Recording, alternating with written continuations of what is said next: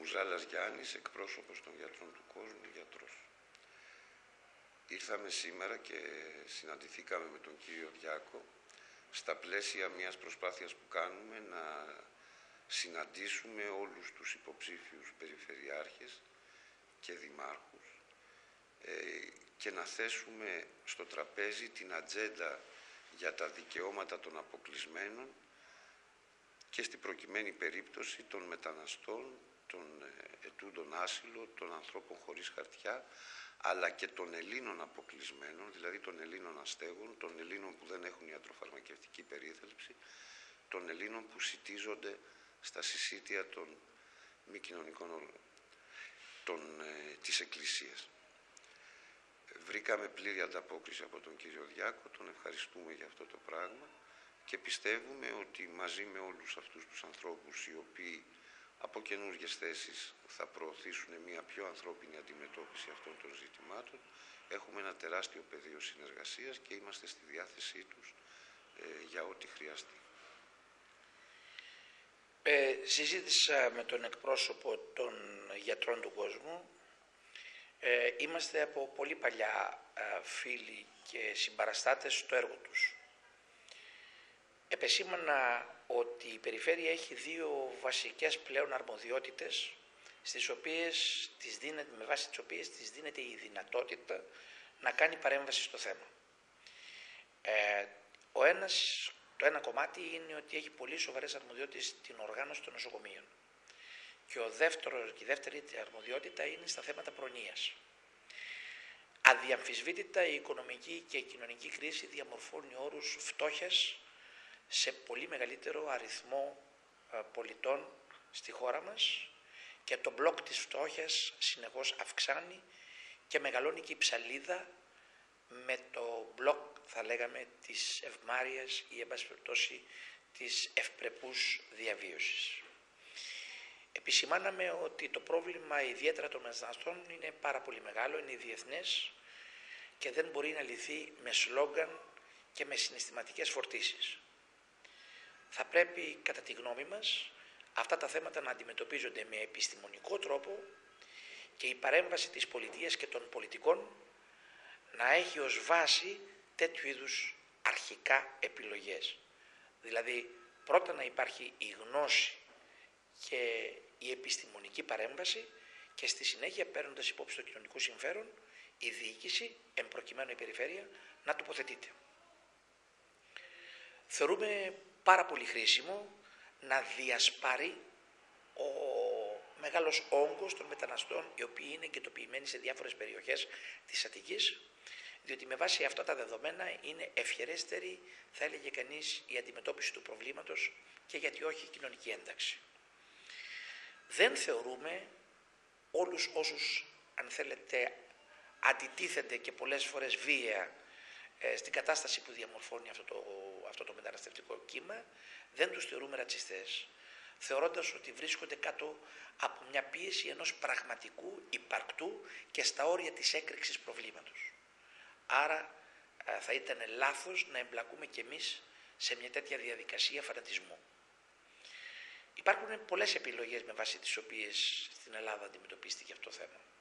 Η μία επιλογή είναι η επιλογή του Αγίου Παντελεήμωνα, στην οποία το συγκρουσιακό κλίμα μπορεί να είναι δικαιολογημένο από την κατάσταση η οποία έχει διαμορφωθεί στη διαβίωση των πολιτών, αποδεικνύεται όμως ότι δεν αποδίδει, συντηρείται. Η άλλη επιλογή είναι μια επιλογή κάποιων χώρων οι οποίοι έχουν καταληφθεί από φιλομεταναστευτικές οργανώσεις, στους οποίους όμως από τη στιγμή που δεν υπάρχει η συμμετοχή των πολιτών διαμορφώνεται προφανώς ένα πρόβλημα επιβολής αυτής της γνωστής σε όλους μας στην Αττική οριζόντιας μαφίας που αποτελείται από Έλληνες και αλλοδαπούς και που στοχεύουν στην εκμετάλλευση τέτοιων φτωχών ανθρώπων που δεν έχουν στον ήλιο μοίρα. Είμαστε πιο κοντά, χωρίς να θεωρούμε ότι έλυσε το πρόβλημα, στην επιλογή που έγινε στα Εξάρχεια, στα οποία οι μικροεπαγγελματίες, οι κάτοικοι, οι συλλογικότητές τους και οι μετανάστες με τις συλλογικότητές τους επίσης, αλλά ακόμα και οι εξαρτημένοι από διάφορες ουσίες, έχουν βρει ένα μόντους βιβέντη. Και η πλατεία που κάποτε φοβόσουν να περάσεις, έχει γίνει μια πλατεία παιδικού παιχνιδιού και έχει βρεθεί ένας τρόπος θα λέγαμε κανείς αλληλοενημέρωσης και αλληλοβοήθειας. Δεν είναι τυχαίο το ότι στο ψηφοδέλτιό μας είναι και ο Πέτρος ο Κουτσούμπας, ένας από τους ανθρώπους που αποτέλεσαν την ψυχή αυτής της επιλογής. Η Ευρωπαϊκή Ένωση έχει προγράμματα με βάση τα οποία είναι δυνατόν η αντιμετώπιση ή αν θέλετε η ανακούφιση της φτώχειας. Εμείς τα έχουμε μελετήσει και είμαστε διατεθειμένοι από τα πρώτα καθήκοντα που θα κάνουμε μόλις αναλάβουμε την παρουσία, μόλις εμπλακούμε στα θέματα της περιφερειακής αυτοδιοίκησης, είναι να τα εφαρμόσουμε. Αυτό σημαίνει, παραδείγματος χάρη, για πολλούς Έλληνες οι οποίοι βρίσκονται στα όρια της φτώχειας είναι πολύ χαμηλοεισοδηματίες, είτε από σύνταξη είτε από οποιοδήποτε άλλο λόγο. Υπάρχει η δυνατότητα της συμμετοχής της περιφέρειας στο κόστος της μετακίνησης αυτών των ανθρώπων μέσω των μέσων μαζικής μεταφοράς, που μπορεί να φτάνει μέχρι και σε ολόκληρο το εισιτήριο. Επίσης υπάρχει άλλο πρόγραμμα στην Ευρωπαϊκή Ένωση, με το οποίο είναι δυνατή η σύμβαση της περιφέρειας με χώρους εστίασης, και εννοούμε βέβαια εστιατόρια, δεν εννοούμε διασκεδαστικά κέντρα, με χώρους εστίασης, στους οποίους θα είναι δυνατή η απόδοση ενός κουπονιού από τον χαμηλό εισοδηματία ή από τον άνεργο ή από τον φτωχό ή από τον μετανάστη που δεν έχει που την κεφαλή κλείνε, να μπορεί να τρώει με μια αξιοπρέπεια και ευπρέπεια σε ένα τραπέζι και όχι σε μια ουρά συσιτίου, και παράλληλα ο κάθε επιχειρηματίας θα απευθύνεται στην περιφέρεια, η οποία με βάση τα χρήματα που θα της δοθούν από το πρόγραμμα θα έχει τη δυνατότητα της συμβολής της στο κόστος της διατροφής αυτής.